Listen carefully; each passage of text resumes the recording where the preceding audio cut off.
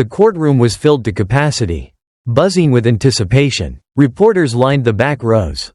Murmuring into their microphones, spectators whispered among themselves, some glancing at their phones, recording every second of what was about to unfold. This wasn't just any case. This was James Holloway, a former firefighter, standing alone at the plaintiff's table. Across from him sat Vincent Harrow, a powerful real estate tycoon, known for his ruthless business tactics. His lawyers, led by the sharp-witted Elliot Sloan, were dressed in expensive suits, radiating confidence. Outside, news vans crowded the streets, cameras pointing towards the courthouse entrance, waiting to broadcast the drama unfolding inside. James had spent most of his life running into burning buildings, saving people from disasters, but today, his battle wasn't against fire, it was against corruption.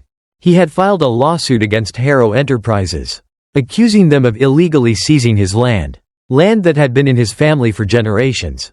At first, James had tried everything to resolve the matter peacefully: letters, phone calls, legal notices, but he had been ignored. His property had been bulldozed overnight. Now, standing in this courtroom, he wasn't just fighting for himself, he was fighting for justice. As the judge entered, the murmurs faded. Judge Robert Calloway, a man in his 60s with piercing gray eyes, adjusted his glasses and took his seat. He glanced at James, then at the defense table, where Harrow sat with an air of untouchable arrogance. "Mr. Holloway," the judge said, tapping his gavel lightly, "I understand you have chosen to represent yourself?" James, tall and broad-shouldered despite his age, nodded firmly. "That's correct, Your Honor." A ripple of amusement spread through the courtroom. Elliot Sloan smirked, leaning slightly toward his client. "This is going to be easier than I thought," he whispered. Judge Calloway raised an eyebrow.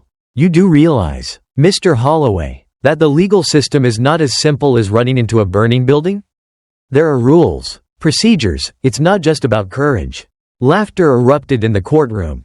Even Harrow chuckled, shaking his head, but James didn't flinch. He let the laughter echo, waiting for it to die down. Then, in a voice steady and unwavering, he spoke. "I know the law, Your Honor, and I know my rights."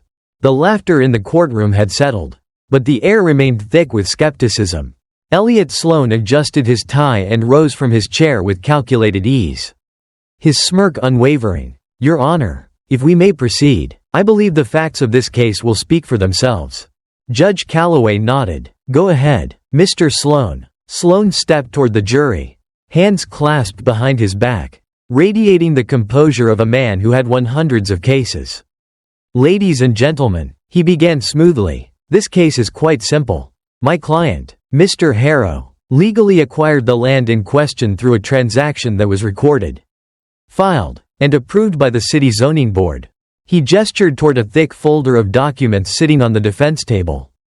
"We have here the official purchase agreement, property deed, and municipal approval forms, all in perfect legal order." James remained still, hands resting on the table.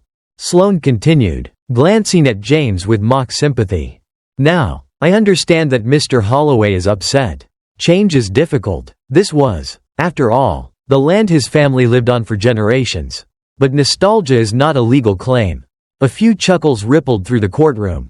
Judge Calloway exhaled. "Mr. Holloway, you may respond." James nodded and slowly stood up. He didn't stride toward the jury like Sloan had. Instead, he remained behind his table, his presence alone commanding the room's attention. "Mr. Sloan," James said, voice calm, "you say my land was legally sold. But I never sold it." A pause. The jury leaned forward slightly. James reached into his folder and pulled out a notarized affidavit, holding it up for the courtroom to see. "This is my official ownership deed, dated 27 years ago. It confirms that I, James Holloway, have been the sole owner of this land." He placed it on the table, then pulled out another document. "And this," he continued, his voice steady, "is a transfer of ownership form with my forged signature on it." Gasps echoed throughout the courtroom. Even Judge Calloway sat up straighter. James turned to Sloan. "You say the sale was legal. But if that's true, why was my signature forged?" For the first time since the trial began, Elliot Sloan didn't have a witty response. His smirk had disappeared. His fingers twitched slightly as he reached for a pen. tapping it against his folder. Vincent Harrow, on the other hand, went rigid in his seat. His expression, once smug and dismissive, had darkened. A ripple of whispers spread through the courtroom. Judge Calloway tapped his gavel. "Order." He turned to Sloan. "Mr. Sloan, do you wish to address this allegation?" Sloan exhaled slowly, composing himself. "Your Honor, this is the first time we are hearing about a so-called forged signature.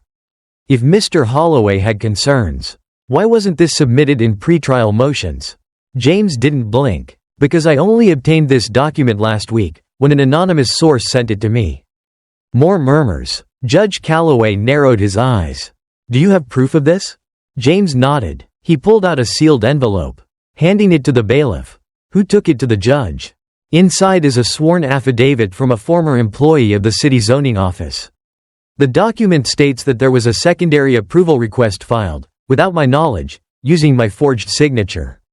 Sloan shifted uncomfortably. Judge Calloway read through the document, his expression tightening. He then turned to the defense table. "Mr. Sloan, this is a serious accusation. If proven true, this would not just invalidate the sale, but it could open a criminal investigation into fraud." Harrow's fingers curled into a fist. "Your Honor," Sloan finally spoke, his voice strained, "this is unexpected evidence. We need time to validate its authenticity before drawing any conclusions." James tilted his head slightly. "That's a good idea, Mr. Sloan. Maybe while we're at it, we should also verify the financial records of Harrow Enterprises. After all, if my land was purchased legally, there should be a clear record of the payment, right?" A sudden silence. James reached into his folder again, pulling out a bank statement. "Except there isn't." Harrow's jaw clenched. James placed the paper on the table. "According to city tax filings, no money ever exchanged hands between me and Harrow Enterprises.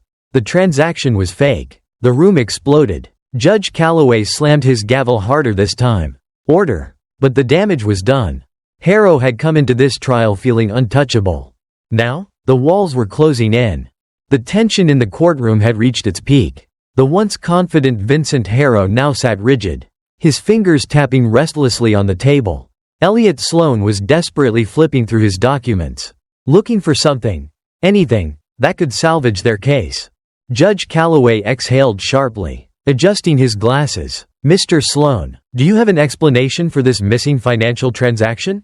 Sloan cleared his throat. "Your Honor, we believe this is simply a clerical error. Property sales, especially large ones, often involve multiple accounts and holding companies.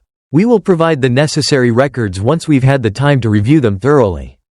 James Holloway smirked slightly but kept his composure. "That's interesting, Mr. Sloan, because I also had an accountant look into this matter, and he found something rather fascinating." He reached into his folder and pulled out another document, this time placing it directly in front of the jury. "This is a transaction history from one of Harrow Enterprises' offshore accounts. What's unusual about it? A large deposit was made into a private account registered under an alias just 3 days before my land was supposedly sold." Gasps spread through the courtroom. Even Judge Calloway raised an eyebrow. James continued, "Now, let's think about this. My land was supposedly purchased legally. But instead of my name on the receiving end of this transaction, we have a shell company tied to an offshore account." He turned to the judge. "Your Honor, I would like to request a full audit of Harrow Enterprises' financial records." Before Calloway could respond, Harrow finally snapped. He slammed his fist on the table. "This is absurd. You have no proof of wrongdoing." James didn't react. He simply picked up another sheet of paper and held it up. "Then explain this, Mr. Harrow. This is an email from your financial director, one that was conveniently deleted from company records but recovered from a subpoenaed backup file." He read aloud. "Make sure the payment route is untraceable. We can't afford scrutiny on this deal." The courtroom exploded. Sloan buried his face in his hands. He knew it was over. Judge Calloway's gavel slammed down. "We are calling a recess. I expect full disclosure on these financial irregularities before we proceed." As the courtroom erupted in whispers, James sat back in his chair. He wasn't smiling, wasn't gloating. He was simply waiting for the inevitable. Because now, Harrow wasn't just facing a lawsuit. He was facing a criminal investigation. The tension in the courtroom had reached a boiling point. Reporters whispered furiously into their microphones. Spectators leaned forward, gripping the edges of their seats. At the defense table, Vincent Harrow looked pale, his confidence shattered. Elliot Sloan, once full of swagger, sat stone-faced, staring at his documents like they might somehow undo the damage. James Holloway, however, was unmoved. He sat with his hands folded, waiting. He already knew how this would end. Judge Calloway adjusted his glasses and exhaled. "Mr. Sloan, does the defense have any further witnesses or motions before we move to closing arguments?" Sloan hesitated. He glanced at Harrow, who offered no response, only a silent, defeated glare. Slowly, the defense attorney stood. "Your Honor, in light of the financial discrepancies presented today, we have no further witnesses." A murmur rippled through the gallery. Even some members of the jury exchanged glances. Judge Calloway nodded gravely. "Very well, Mr. Holloway, you may proceed with your closing statement." James stood, but he didn't walk to the jury box. He didn't need to. He simply placed both hands on the table in front of him and spoke in his low, steady voice. "I've spent my life running into burning buildings," he said. "I've seen people at their most desperate, their most vulnerable, and one thing I've learned is that when the smoke clears, the truth is always there." He turned his gaze toward Harrow. "And today, the smoke has cleared." The room was dead silent. "This isn't just about me," James continued. "It's about what happens when people like Vincent Harrow believe they're above the law. He thought he could steal what wasn't his, that his money and his lawyers could bury the truth. But the truth doesn't stay buried, not forever." A long pause. Then, finally, James nodded. "That's all I have to say." He sat down. The jury was sent to deliberate. Minutes stretched into hours. The tension in the room thickened. Harrow sat motionless, his jaw clenched so tightly that the veins in his neck bulged. Then, finally, the door to the jury room opened. Everyone rose to their feet as the foreman of the jury stepped forward. Holding the verdict in a crisp envelope, Judge Calloway took it, reading the verdict silently before looking up at the court. "We, the jury, find in favor of the plaintiff, Mr. James Holloway." A beat of stunned silence. Then chaos. Reporters scrambled, spectators gasped, and in the middle of it all, Vincent Harrow sagged back into his chair like a man who had just lost everything. Judge Calloway continued reading. "Furthermore, the jury finds that Harrow Enterprises acted in bad faith and engaged in fraudulent activity. The court orders full restitution of the plaintiff's property, damages for financial and emotional distress, and an immediate review of the defendant's financial dealings by federal authorities." James didn't move, didn't celebrate, didn't gloat. He simply took a breath. Harrow shot up from his chair. "Your Honor, this is outrageous. We will appeal." Calloway slammed his gavel down.